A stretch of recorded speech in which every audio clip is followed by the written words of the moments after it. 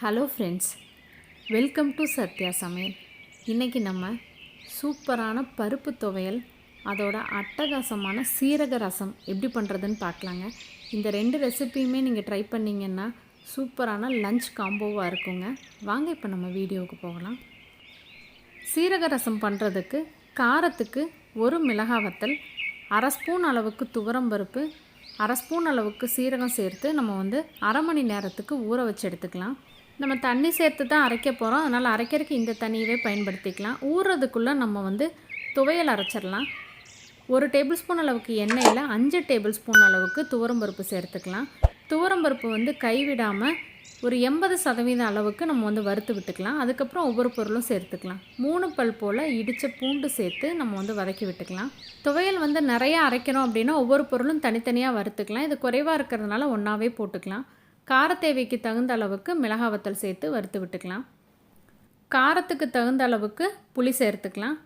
ஒரு வாட்டி புளியை நல்லா வறுத்து விட்டுட்டு கொஞ்சமாக கருவேப்பிலையும் 1 டேபிள் ஸ்பூன் அளவுக்கு மல்லி விதையும் சேர்த்துக்கலாம். மல்லி விதை நல்ல ஃப்ளேவர் இருக்கும் இந்த துவையலுக்கு. நம்ம முதலையே பருப்பை முழுசாக வறுத்துருந்தோன்னா இப்போ ரொம்ப கருகிரும். இப்போ பாருங்கள், நமக்கு கரெக்டான பதத்தில் இருக்குது நம்ம பருப்பு வறுபட்டு. கொஞ்சமாக பெருங்காயம், 1/4 மூடி அளவுக்கு தேங்காய் துருவல் சேர்த்து ஈரப்பதம் போக நம்ம வறுத்து விட்டுக்கலாம். இப்போ துவையலுக்கு தேவையான அளவுக்கு உப்பு சேர்த்து நல்லா ஆற வச்சு தண்ணி குறைவாக விட்டு கொரப்பாக அரைச்சி எடுத்துக்கலாம். அப்போ தான் துவையல் ரொம்ப டேஸ்ட்டாக இருக்கும். இப்போ துவையலுக்கு தாளிப்பு விருப்பம்னா நம்ம தாளிப்பு கொடுத்துக்கலாம், இல்லைனா சாப்பிடும்போது எண்ணெய் சேர்த்துக்கலாம். ஆனால் நான் 1 ஸ்பூன் அளவுக்கு தேங்காய் எண்ணெய் சேர்த்து நல்லா துவையலை பிசைஞ்சு விட்டுட்டோம் அப்படின்னா அந்த தேங்காயினுடைய ஃப்ளேவர் ரொம்ப நல்லாயிருக்கும். இதை குட்டி குட்டி உருண்டையாக நம்ம பிடிச்சி வச்சுக்கலாம். சூப்பரான நம்மளுடைய துவையல் ரெடி ஆகிடுச்சு. இப்போ ரசத்தை வைக்க ஆரம்பிச்சிடலாம். நம்ம ஊற வச்சுருந்த பருப்பு, சீரகம், மிளகாய் வத்தல் கூட அரை ஸ்பூன் அளவுக்கு மிளகு, கொஞ்சமாக கருவேப்பிலை சேர்த்து கொரப்பாக அரைச்சி எடுத்துக்கலாம். புளி ஊற வச்சாச்சு. கடாயில் 1 ஸ்பூன் அளவுக்கு எண்ணெய் சேர்த்துட்டு இடித்த 3 பல் போல் பூண்டு சேர்த்து நம்ம வதக்கி விட்டுக்கலாம். பூண்டு லேசாக வறுபட ஆரம்பித்ததுக்கப்புறமா 1/4 ஸ்பூன் அளவுக்கு பெருங்காயத்தூள், கொஞ்சமாக கருவேப்பிலை சேர்த்து வதக்கி விட்டுக்கலாம்.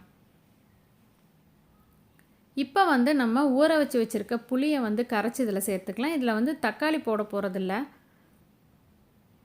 இப்போ கெட்டியாகவே இருக்கட்டும். ரசம் கொதித்ததுக்கப்புறமா நம்ம தேவையான அளவுக்கு தண்ணி சேர்த்துக்கலாம். 1/4 ஸ்பூன் அளவுக்கு மஞ்சள் தூள் போட்டு புளி ஒரு கொதி வரட்டும். கொதி வந்ததுக்கப்புறமா நம்ம அரைச்சி வச்சுருக்க சீரகம், துவரம்பருப்பு இதில் சேர்த்துக்கலாம். அந்த தண்ணியோடவே சேர்த்துக்கலாம். பருப்பு சேர்த்துருக்கிறதுனால கொஞ்சம் திக்காகும்.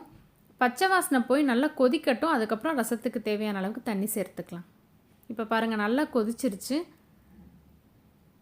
நல்லா கலந்து விட்டுட்டு நம்ம ரசத்துக்கு எவ்வளோ தண்ணி தேவையோ அந்தளவுக்கு தண்ணி சேர்த்துக்கலாம்.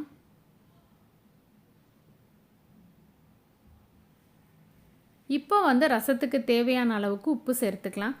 ஏற்கனவே புளி, சீரகம் எல்லாமே நல்லா கொதித்ததுனால நுரக்கூடி வரும்போது நம்ம ஸ்டவ் ஆஃப் பண்ணிடலாம். கொஞ்சமாக கொத்தமல்லி இலை தூவிட்டு நம்மளுடைய ரசத்துக்கு தாளிப்பு கொடுத்துடலாம்.